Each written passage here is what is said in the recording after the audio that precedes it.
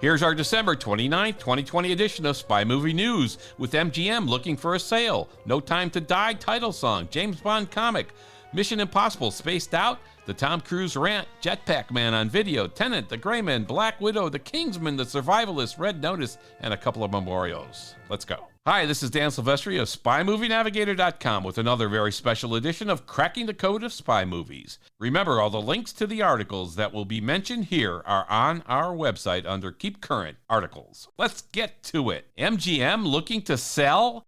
The Wall Street Journal reported on December 21st, 2020, that MGM Holdings Inc. is looking into a sale, thinking that its library of content might prove to be an attractive offering for other companies looking to expand their streaming services. Our opinion? Hey, no one knows what this really means. If there will be a sale, if there are interested buyers, if MGM Holdings Incorporated will sell the whole company or streaming rights to all or some of the vast library of content that it has. And what does this mean to us Bond fans waiting for No Time to Die? MGM is a closely held company, meaning there are a limited number of shareholders and it's privately held. And how does Danjaq, the Eon Productions company, play into this decision? Our only concern is this: please don't sell it to Disney, or we may never see James Bond as James Bond again.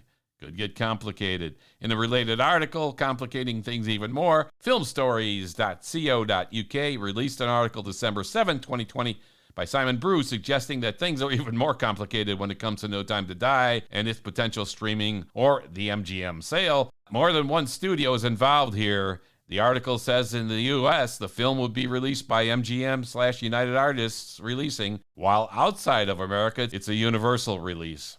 MGM/United Artists and Universal don't necessarily think alike. They have different approaches, and so there must be consensus. And of course, we have Eon Productions that must be happy about any plan. And we have the overwhelming feeling that the powers that be for No Time to Die want it be a big screen event. So check that out on filmstories.com. Speaking of No Time to Die, in a cinemablend.com article, December 22nd, 2020, called No Time to Die, singer Billie Eilish describes rough reaction to her theme song. Billie Eilish talks about how rough it was when the title song she wrote with her brother was released. She said that the theme was not well received by Bond fan traditionalists, but she hinted that people kept an open mind about it. Our opinion? Hey, we kept an open mind about it, and so we think Billie is right. At first, we didn't like the title theme song very much, but after many listens, it grew on us. And now we think it's a fitting piece for the new, well, kind of new, film, No Time to Die. What do you think? We did a podcast analyzing the lyrics of the Billie Eilish song, so check it out at SpyMovieNavigator.com or through your favorite podcast app. Just subscribe to our show,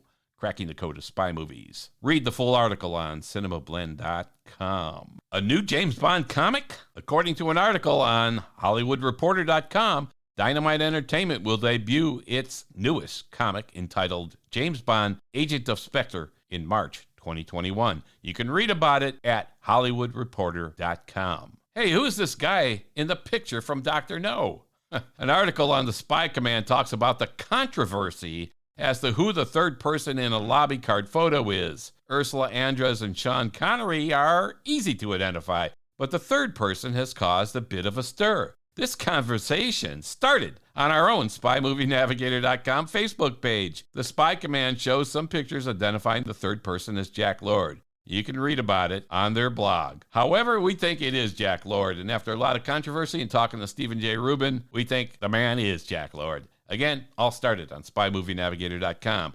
Hey, the return of Jetpack Man. Oh my God. We've previously reported on the sightings in the Los Angeles area of a person flying in a jetpack. Well, we remember the jetpack/rocket belt from Thunderball. Well, he's back, and this time there's video footage on thedrive.com. It's hard to tell from the video if the object is a person in a jetpack or a drone, but it's still pretty compelling video. You can read the article and see the video at thedrive.com. Wow. Mission Impossible 7, Tom Cruise's rant and walking on eggshells. In a FoxNews.com article by Jessica Napoli entitled Tom Cruise's Mission Impossible 7 crew is walking on eggshells after his rant report. Well, we've all heard by now that Tom Cruise pretty much yelled at the crew for violating COVID safety protocols while filming Mission Impossible. The article reports this has put the crew on edge, threatening them that if he sees it again, they're gone. Cruise warned them that they are not going to shut this movie down. Our opinion, the rant was real, using a lot of F-bombs, but we have to remember that Cruise spent between $500,000 and $600,000 renting cruise ships to house the crew and actors while filming in Norway to keep them safe and to keep the production going. So he was miffed. Anyway, we think it's amazing that they've accomplished what they have, filming in the UK, Norway, Italy, all during this pandemic. See foxnews.com for the full story. You can also see related stories at msn.com. Complex.com reported on December 17, 2020, that 5 crew members quit after the Tom Cruise rant. They quoted The Sun as the source. Who knows? Hey, from Mission Impossible, did they move to porn? I don't know. According to an article on movieweb.com, the 5 crew members who walked off Mission Impossible 7 after Cruise's rant have been offered a job with an adult entertainment camming website. The article does not say if any of them accepted the offer. You can read about it at movieweb.com.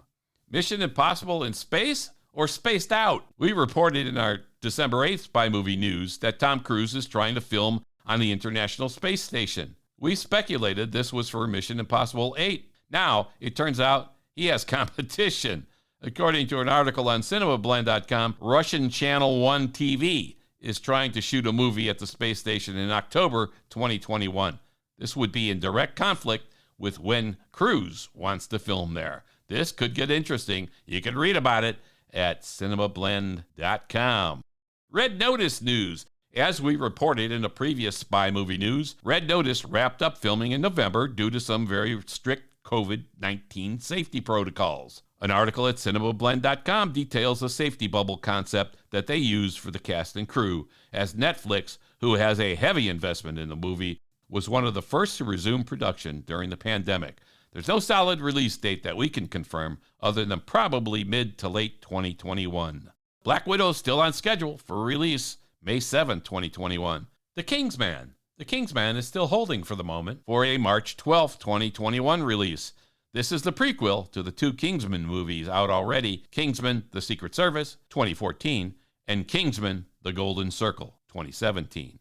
The Survivalist. According to an article in The Hollywood Reporter, Jonathan Rhys-Meyers and John Malkovich will star in the pandemic-inspired thriller called The Survivalist. The movie follows a former FBI agent who must protect a young woman who is immune to the disease from a dangerous gang leader hunting her.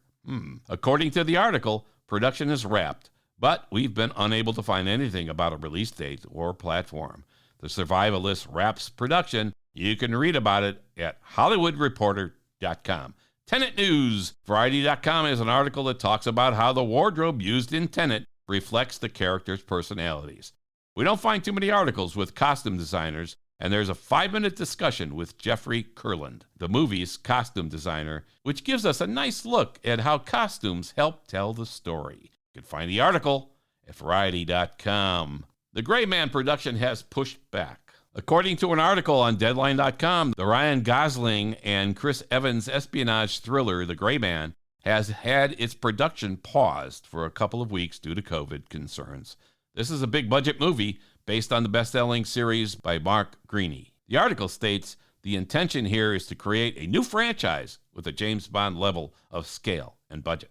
Read about it at Deadline.com. In memorial, we're sad to report that 2 legends in the spy movie world have died since our last Spy Movie News. On December 12, 2020, we lost John le Carré, the writer of the novels behind a host of spy movies and spy stories. His novels were responsible for the George Smiley movies, The Russia House, Tinker Tailor Soldier Spy, The Tailor of Panama, The Little Drummer Girl, and others. You can read more on Reuters.com. On December 18th, 2020, we lost Peter Lamont. He was the production designer or art director on 18 James Bond movies from Goldfinger through the 2006 Casino Royale. He won an Academy Award for his work on Titanic and was nominated for his work on The Spy Who Loved Me, Fiddler on the Roof, and Aliens. You could read more in HollywoodReporter.com. This wraps up our Spy Movie News for December 29th, 2020. Follow us on Facebook, Twitter @Spy Navigator, and Instagram too. Subscribe right now to our Cracking the Code of Spy Movie show on your favorite podcast app. Thanks for listening. We appreciate it.